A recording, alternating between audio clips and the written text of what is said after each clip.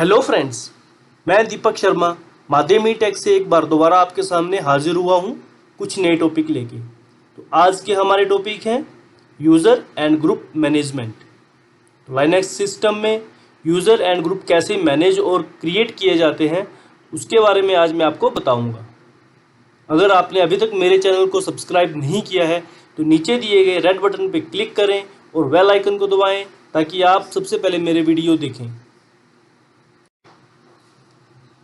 तो चलिए फ्रेंड्स, मैं आपको अब यूज़र मैनेजमेंट के बारे में बता देता हूँ। यूज़र मैनेजमेंट क्या है? User management includes everything from creating a user to deleting a user on your system. Friends, मैंने इसको बिल्कुल सिंपल भाषा में समझाने की कोशिश की है कि कोई भी यूज़र को जब हम क्रिएट करते हैं और उसे डिलीट करने तक जो भी प्रोसेस करते हैं, उसे मॉडिफाई करते हैं, उसमें जो भी चेंजेस करनी हो वो करते हैं, उसको हम यूज़र मैनेजमेंट कहते हैं। यूज़र मैनेजमेंट को हम 3 तरीक़ों से कर सकते हैं on a Linux system. Graphical tool यानी GUI, कमांड लाइन टूल यानी CLI जो कि रिकमेंडेड है, and by editing the local configuration file जो कि बहुत रेयरली यूज़ होता है और इसको करना भी नहीं चाहिए, क्योंकि डायरेक्ट कॉन्फ़िगरेशन फाइल को जब हम चेंज करते हैं, अगर उसमें थोड़ी सी भी गलती हो गई तो आपके सारे यूज़र्स करप्ट हो सकते हैं। यूज़र मैनेजमेंट में मेनली यूज़ होने वाली कमांड्स हैं यूज़र ऐड, किसी भी यूज़र को क्रिएट करने के लिए, यूज़र मोड, किसी भी यूज़र को मॉडिफाई करने के लिए, यूज़र डेल, किसी भी यूज़र को डिलीट करने के लिए, और पास WD यानी किसी भी यूज़र को पासवर्ड सेट करने या चेंज करने के लिए ये कमांड यूज़ होती है। फ्रेंड्स, पहले हमने यूज़र मैनेजमेंट में होने वाली मेन कमांड्स देखी थी कि मेन कमांड्स कौन कौन सी हैं, जैसे user add, user mode, user delete and pass WD।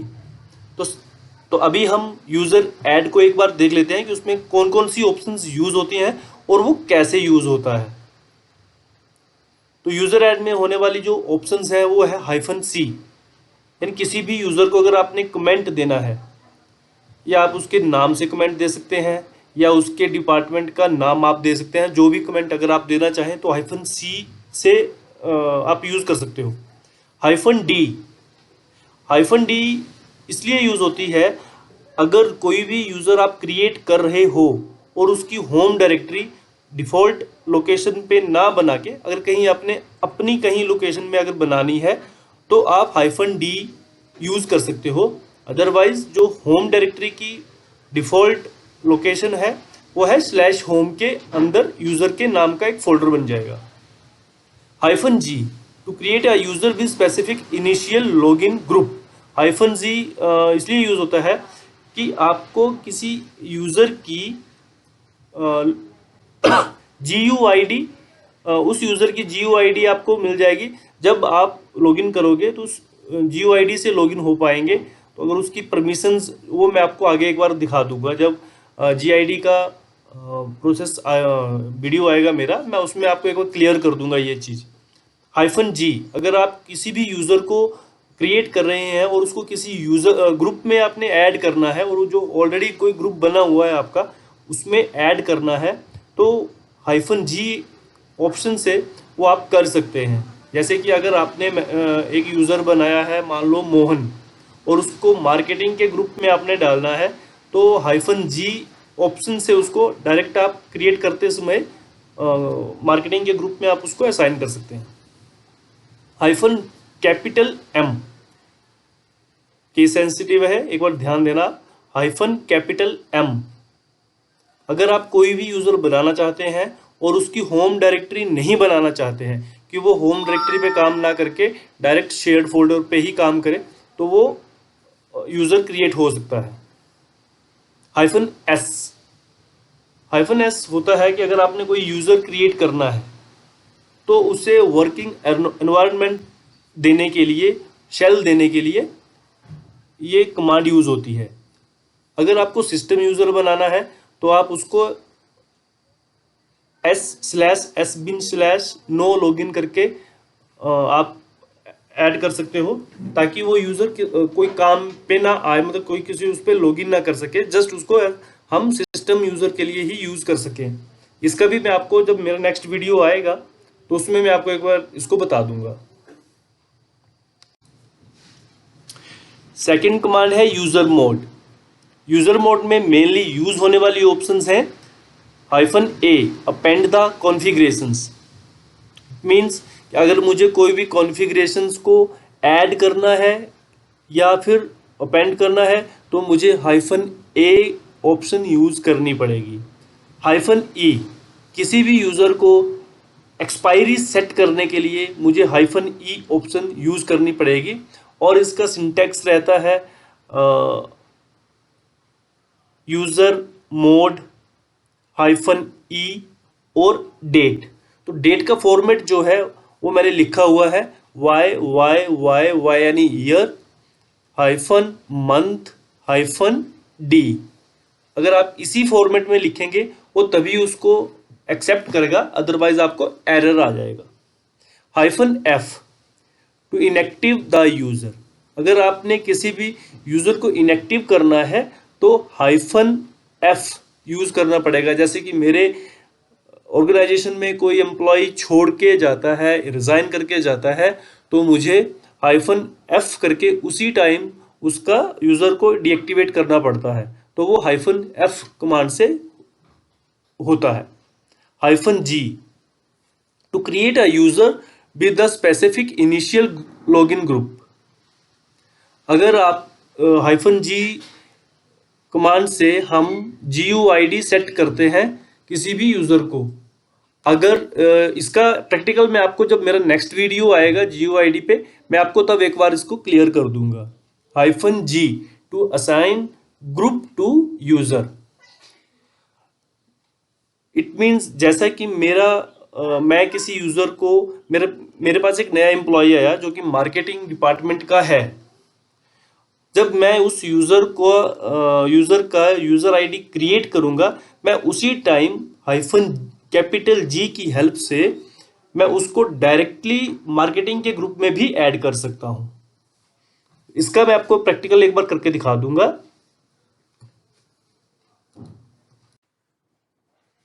Third command है यूज़र डिलीट यानी यूज़र डेल। यूज़र डेल में मेनली यूज होने वाली कमांड है -f एंड -r। -f इसलिए यूज होती है कि अगर हमें किसी भी यूज़र को डिलीट करना है तो वो हम फोर्सफुली डिलीट करने के लिए -f यूज़ करते हैं। -r इसलिए यूज़ करते हैं अगर हम कोई भी यूज़र डिलीट कर रहे हैं, अगर हम विदाउट एनी ऑप्शन इसको डिलीट करते हैं तो उसका होम फोल्डर जो है वो डिलीट नहीं होता है, तो उसके अंदर का जो डाटा है उसको कोई भी चेक कर सकता है या कोई भी उसको मिसयूज़ कर सकता है। इसलिए अगर हम -r ऑप्शन यूज़ करेंगे तो उस यूज़र के साथ उसका होम फोल्डर और होम फोल्डर के अंदर का सारा डाटा भी डिलीट हो जाएगा। इसका भी मैं आपको एक बार प्रैक्टिकल करके दिखा दूंगा।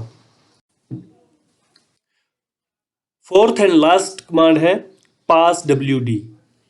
passwd में यूज़ होने वाली ऑप्शंस हैं -d -e -n -w -S -l and -u, जो मेन यूज़ होने वाली ऑप्शंस है।